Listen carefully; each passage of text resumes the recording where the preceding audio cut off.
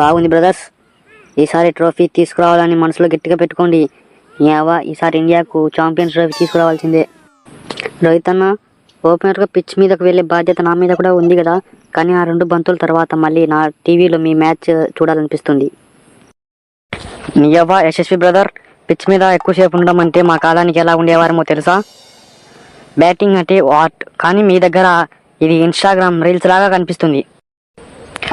విరాట్ అన్న, నీ బ్యాటింగ్ సంగతి పక్కన పెట్టి నా బ్యాక్ ఇంజురీ గుర్తు చేసుకో.